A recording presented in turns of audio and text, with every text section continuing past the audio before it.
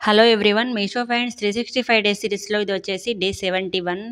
ఈరోజైతే మనకు ఇత్తడివి రాగి వస్తువులు క్లీన్ చేసుకోవడానికి యూస్ఫుల్గా ఉండే ఒక మంచి లిక్విడ్ని అయితే చూపిస్తున్నాను. చూసేయండి. నాకు ఇది వచ్చేసి అరౌండ్ 80 రూపీస్ అయితే పడింది. బట్ వర్త్ బయింగ్ అని చెప్పాలి. మనం ఈ లిక్విడ్ని ఒకసారి ఇలా మన ఇత్తడివి కానీ రాగి కానీ వస్తువులపైన ఒకసారి ఇలా అప్లై చేసేసి కాసేపు అలా పక్కన పెట్టాలి.